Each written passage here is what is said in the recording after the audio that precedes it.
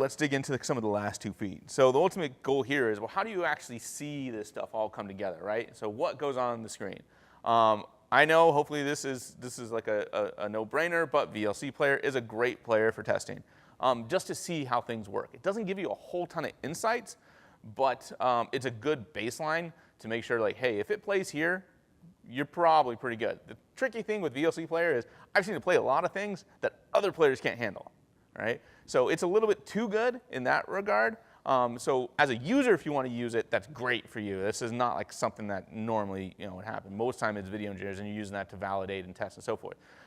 Is it a great litmus to test to say, okay, well, if it plays in VLC, it should play anywhere? No, unfortunately not. It's a very resilient player that does a good job working around issues for the most part.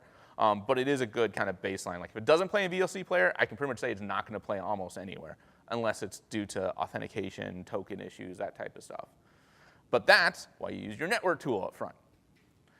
Beamr View. Anyone worked with Beamr View? All right, so this one I'm going to show you guys. I think this is a really cool tool. Now, this one is more for comparative quality analysis, right? So maybe I have 2 different videos, and one is looking to have a problem, but they're supposed to be the same. Especially when you're talking about, like, hey, I want to compare quality between potentially these bit rates. One of them was having an issue playback, or it's just I'm doing encoding and I want to be able to validate stuff. It is really cool, and it's free. They don't make it sound like it's free when you go to their site, just say, but it actually is. You hit them up, you say, hey, I want to use this. Is that cool? They're going to be like, yeah, sure, go for it, as long as you're not doing something you really shouldn't be. They also have really cool, amazing encoding tools that are also, for the most part, free depending on the level of usage that you do. All right, so with Beamr View, it's mostly about A/B, and it does frame by frame. So you can kick over, you can get indications of data up on top. So what's your resolution? In this case, I told it, even these are separate resolution, I told them to scale to match so I can see. And it has a couple different ways that you can look to do. So you can see the quality benefit of one versus the other. And there's a number of different ways you can do that. You can do different, so I did split view, there's butterfly view. So it actually flips them over. There's dual view. Oh, that's going to be hard to see. Oh, and let's go back to something that's a little bit more manageable. And there's overlay. And you can toggle for. I'm running at a lower resolution than my computer wants to, so nothing looks great except for if I go back to the split view, which is my favorite, and lets you do the back and forth. So really handy tool, also good for testing playback as a whole. Does a good job. Also loading in things like HEVC content you can handle and so forth. So when you want to start looking like, okay, really, am I going to get the benefit of HEVC versus AV1 or H.264? This can be a really good place to start kind of looking to see.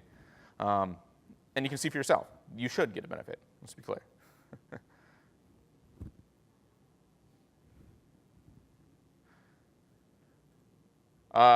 One of my personal favorite ones, and the one I use probably the most, is Telestream Switch. Has anyone ever heard of Switch? Ah, I like the hands. Anyone here not like Switch? Who uses it? Well, why don't you like it, Robert? I believe I've seen it inaccurately report keyframe positions. Interesting. Other free tools, like I've seen discrepancies, so I've started to wonder, like, is there a bug? That's good. So what Robert is saying, in case you couldn't hear, is he's seen it where sometimes it might misrepresent keyframe position. So I've seen something really weird in there, and I haven't been able to really figure it out too, and that might actually relate to it. But one of my favorite things about, and why, honestly, I use Switch, which is a paid player. It's not a cheap one.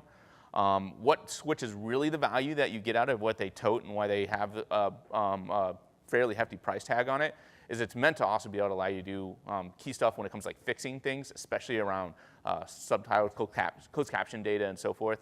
It is one of the few ones that actually allows you to pull out your 608, 708 data that's in band and actually do things to it and potentially fix things that normally you couldn't do elsewise. However, to get the features that I like, which is specific around this nice little bottom bar, you also need to have that same version. So here is actually the switch player, also frame by frame. The benefit and why I love this tool though is all these little markers, these are actually showing your iframes, your P frames, and your B frames. So the yellow is an indication of your iframes. The P frames are your purple and the blue ones are your B frames. Why this is important is if we have content that, for instance, doesn't start on a keyframe, bad things happen, right? Always needs that iframe in the beginning. Or you can have a number of issues that can come forward from there. So one of the first things I always have to do is go check, well, okay, what's our keyframe? Let alone also is our keyframe cadence properly, right? So if we have a keyframe every 2 seconds, making sure that that happens and follows through, as that can cause issues in certain platforms, especially when you start switching between content. But then you can also see, well, there's also additional keyframes. Those are going to be on scene change, most likely. So see, complete scene change, and then this is our 2-second cadence. So we can have extra ones, but we need to always make sure that we have our cadence that we want. And the weird thing that I've seen as well, and I still have yet to be able to really get this one locked down, is oftentimes I see a lot of times in Switch where it shows a blank keyframe in the beginning. But other tools that I use, so if I go do some stuff like FFprobe or whatnot, it won't indicate that there's an extra keyframe there. So is that similar to what you've seen, Robert? And other things? Yeah. I still love this because it's a super valuable tool and has actually helped me identify a lot of problems in the past, especially when we're trying to do intermixed content, when it comes to potential encoding issues or packaging. So if something gets cut and packaged improperly, this is a great visual tool to allow me to actually see that. Also, if we're seeing playback and we're seeing bad, things happening in the video, bad blocking and so forth, coming in, being able to play it here frame by frame, really handy. But it does have its downside specifically around its cost.